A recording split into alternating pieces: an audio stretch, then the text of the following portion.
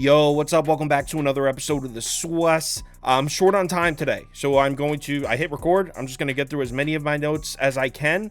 Whatever I don't get to in this video, we'll get to on the live show Saturday morning at 10:30 a.m., and I'll post my picks on Friday night late. So depending on when you're watching this, they already might be up on Kyle Kirms. So this is College Football Saturday. Let's go. Welcome to the SWUS. The SWUS. SWUS. Hey, get the SWUS. First up, got a big one here. Big matchup in the Big 12. You got Kansas State on the road in Austin to play the Longhorns. Texas laying 4 points right now. Total sitting at 49.5. Public's pretty split even on this one. It's actually almost 50-50 on most websites. This line's been bouncing back and forth between 4 and 4.5. Right now, it seems to be settled in at 4, but there are 4.5s out there. As far as matchup history, Kansas State has not fared well against the Longhorns. They've lost 6 in a row. They haven't beaten Texas since 2016, and this one's on the road in Austin, where they haven't won a game since 2011. So history definitely points towards Texas here. Obviously, the first thing we need to mention, Malik Murphy at quarterback instead of the injured Quinn Ewers. He was okay in his first start, 16 of 25, 170 yards, 2 touchdowns a pick, 139 passer rating. That's a decent game. Especially because BYU's defense against the pass has been somewhat decent this year. He's going to need to be better than that in this one, though, because Kansas State defensively is not a joke. On the season, Kansas State is 9th overall, according to BetaRank, 12th in effective rush, 9th in effective pass. Not exactly a defense you want to bet a freshman quarterback against. Texas needs to get the run game going in this one, but not just because they have a freshman starting at quarterback. If you look at Texas' season, that's kind of been the story. If Texas is able to run the ball, they're going to win in blowout fashion. But if Texas can't get it going on the ground, then it's going to be a coin flip at the end of the game. Texas was obviously able to run the ball on BYU, 184 yards on the ground on 5.25 yards per carry. Now, Kansas State's run defense is excellent, but it really looks a lot better in their home games. Their last 2 road games were Texas Tech and Oklahoma State, and both teams were able to get the run game going on Kansas State, so that's not a great sign for the Wildcats. On the other side of the ball, we know Kansas State's offense is a powerhouse. They're rated 3rd in effective rush, 3rd. 4th in rushing yards per game, 12th in yards per carry. It's one of the best rushing attacks in the entire FBS. They've been running the ball on anybody they see, and I know they're coming off back-to-back easy home games, but their last 2 road games, they went on the road 5.8 yards per carry in Stillwater on Oklahoma State, 5.8 yards per carry on Texas Tech and Lubbock. This rushing attack is a problem. And to be honest, I'm not sure about the Texas run defense anymore. I mean, if you asked me back in week 3, week 4, I would say I thought Texas had one of the best run defenses in the FBS, but the last 2 rushing attacks that Texas saw, Oklahoma and Kansas, both of them ran the ball in Texas. So I think Kansas State's going to run the ball in Texas just like they did. And this Kansas State passing attack with this new 2-quarterback system they're running, it's working. I mean, look, their last 2 games since they started running it's against Houston and TCU, 2 very beatable defenses, and both of those games were at home, but still, 13.2 yards per pass attempt, 193 combined passer rating. They're coming into this game with a ton of confidence. And this Texas Longhorn defense has been vulnerable to the pass. We saw Dominic Smith go off throwing on him in the Houston game, 378 yards through the air. Dylan Gabriel had no problem throwing on him in the Red River rivalry. I don't think Texas is going to be able to consistently make stops in this game. Bottom line, how I feel about this one, I don't trust Texas defense right now like I did earlier in the season. I think Kansas State is a live dog. I'm taking the points. Give me Kansas State +4. I think they got a good shot to win it outright. Next game. Notre Dame on the road in Death Valley to play Clemson. Clemson catching 3 points at home here. Total sitting at 44.5. Public is all over Notre Dame in this one. Pretty heavy. Over 70% of the tickets in on Notre Dame. Money is actually slightly leaning Clemson. So this is looking like a pros versus public setup. Public on Notre Dame, sharp action on Clemson. I didn't have time to go through the graphics on this one, but as long as I'm getting 3 or more, I can tell you I'm going to be on Clemson. It's a huge buy low, sell high spot. Notre Dame coming off back-to-back blowout wins. Both were at home. Both were against bad defenses. Notre Dame's last 2 road games at Louisville, they lost 33-20. And before that, they were on the road in Duke. They won that game 21-14, but they were losing with 2 minutes left. They easily could have got beat. You got Clemson coming off back-to-back road losses. Now they're back at home. Everyone has bailed on Clemson.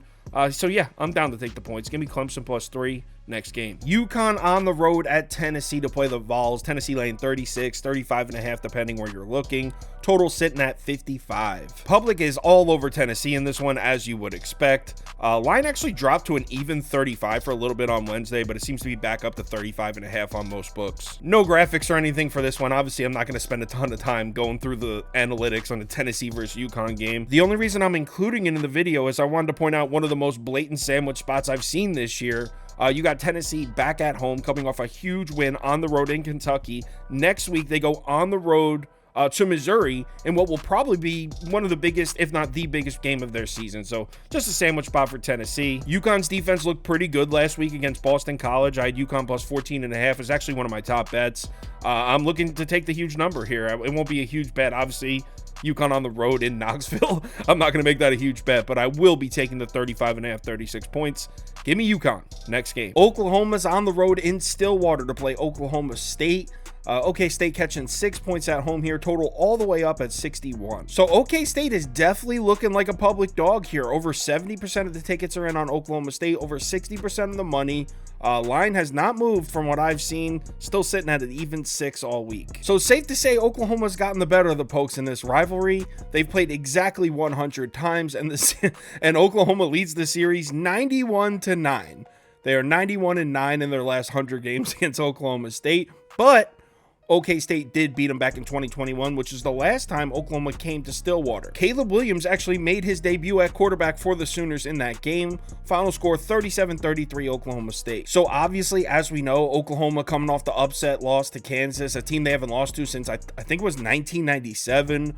They had a backup quarterback in Jason Bean. They allowed 225 yards on the ground on 5.5 yards per carry. 4 rushing touchdowns for the Jayhawks in that one. Dillon Gabriel, not the greatest game as far as throwing the ball. He didn't throw for a single touchdown in the game. He threw for a pick 6. Oklahoma mostly relied on their rushing attack. I mean, which was good. I don't want to criticize the offense too heavily because other than the Gabriel pick 6, they were pretty good. They ran the ball for 269 yards, 55 carries, 5 rushing touchdowns. But I'm not going to throw Oklahoma's offense a parade for running the ball successfully on Kansas. That defense isn't even good. I have questions about the drop-off in Dillon Gabriel's production. Before October, he was averaging over 10 yards per pass attempt, 76% completions, 15 touchdowns, 2 picks, not to mention a 189 passer rating. In the month of October, it drops to 7.46 yards per attempt, 66% completions, 4 touchdowns, 2 picks, and a 137 passer rating. So Dillon Gabriel's production has dropped off. Now, they played some tougher competition, but still, he's not playing at the same elite level he was early in the season. Now he sees an Oklahoma State pass defense that's beatable. I mean, they're 68th in passing yards allowed per game, 42nd in yards per attempt, 58th in effective pass. We saw backup quarterback Jason Bean go absolutely nuts on this Oklahoma State defense. He threw for 410 yards, 12.1 yards per attempt, 5 touchdowns. I mean, he didn't throw 2 picks, but still, he pieced that OK State defense up. So Dillon Gabriel needs to be good in this game. He should go off. I mean, he needs to look like the Heisman Trophy candidate that we were treating him like earlier in the year. There's going to be opportunities to make plays. He needs to make them. I'm not saying Oklahoma State should shut down the Oklahoma run game, but I think they'll slow it a bit.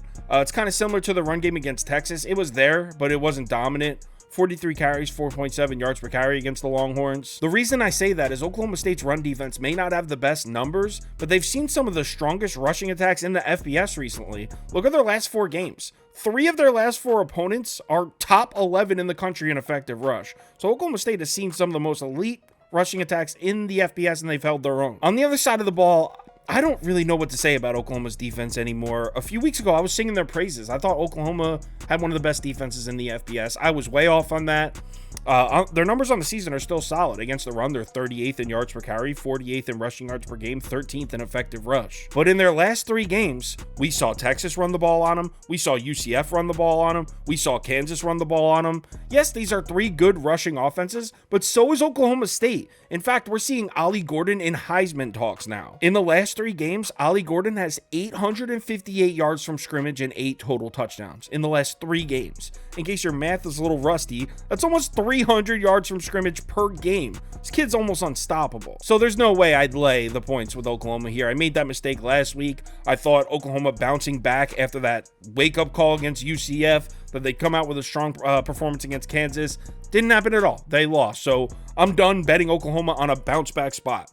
I'm going Oklahoma State +6 or pass in this one. Next game. Let's talk some SEC. We got Mizzou on the road in Athens to play Georgia. Georgia currently laying 15 points at home, which is down from 16.5. Total sitting at 55.5. Missouri's looking like a heavy public dog here. Like I said, this line was up at 16.5. It's been bet all the way down to 15. I even saw a 14.5 out there. I wouldn't be surprised if this number closes at 14.5 or even 14. Everyone seems to like Missouri here. So let's start with some matchup history. Georgia's been pretty good against these guys. They're 10-1 against Missouri since they joined the SEC back in 2012. And the one loss came all the way back in 2013. So Georgia's 9-0 in their last 9 games against Mizzou. First thing we need to take a look at is the drop-off in production from Brady Cook. Mizzou had one of the best passing attacks in the SEC through the first 5-6 games. Last 2, it's just really fallen off. 183 passer rating drops to a 131 in the last 2 games, and those games were against Kentucky and South Carolina. Kentucky's defense is decent, but neither of those teams should just completely derail your season like that. And now he's got to go on the road into Athens and try to throw the ball in that Georgia defense. I mean, Georgia's already seen 3 top 40 passing attacks on the season. None of them gave the Bulldogs defense any problems. South Carolina had 256 passing yards. That was the highest. They were held to 14 points in that game. Now, on the other side of the ball, we do have to give some credit to Missouri's defense. They look great. First chunk of the season, it was Mizzou's offense that was carrying them.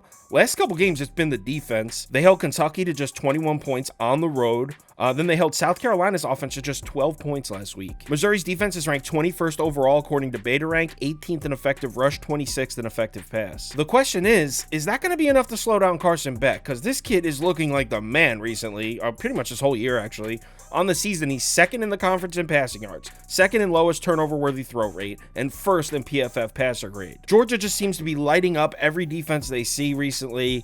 We were wondering how the offense was going to look without Brock Bowers. Kid threw for 315 yards on Florida with a 186 passer rating. He cooked the Gators secondary. And yes, Missouri's defense has been good recently, like I mentioned, but last time they saw an elite offense, they lit up 49 points to LSU, 533 yards of offense in that game by the Tigers, the LSU Tigers, that is. Jaden Daniels only dropped back to pass 21 times. He still threw for 259 yards, 12.3 yards per attempt, 3 touchdowns. So as much as I like this Missouri team, I don't think we can count on them to stop Carson Beck from having yet another good game through the air. And as far as Missouri trying to stop the run, sure, they were able to stop Vanderbilt and South Carolina's rushing attacks. They're ranked 115th and 99th. Look at the other 2 recent games where they played good rushing attacks. LSU and Kentucky averaged 5.77 and 6.37 yards per carry on Missouri's defense. And don't look now, but the Georgia run game is starting to look like the Georgia run game that we know. Last 2 weeks, Edwards is averaging 121 rush yards per game on 6.91 yards per carry. That's starting to look like Georgia numbers. Look, you may want to fade me on this because, full disclosure, I keep losing bets on these Georgia games. I'm 1-3 on the season betting Georgia games. I won the South Carolina plus the points way back. But the last 3 games I bet, I took Florida last week. I took Kentucky 3 weeks ago. Georgia beat up on both of them. And then right before that, I took Georgia to cover against Auburn, and they didn't. So I'm 0-3 in my last 3 bets on Georgia games, but I'm laying the points here. I'm on Georgia -15, -14.5 I could probably get. I didn't bet it yet. I'm hoping to get a 14, but I will settle for Georgia -14.5. I am sorry, I'm officially out of time. If I don't stop recording now, I won't get this edited and uploaded in time. So like I said, Saturday morning, 10:30 a.m., we'll run through 18 or 19 games. I'll have some guests on. That'll be live on YouTube. But if you don't want to wait till Saturday morning, you can go to KyleKirms.com. I'll post everything Friday night, probably around 11 p.m. Eastern time. I'll post all the stuff for Saturday. So if you aren't able to make the live show, it's too close to kickoff, just head over to KyleKirms.com.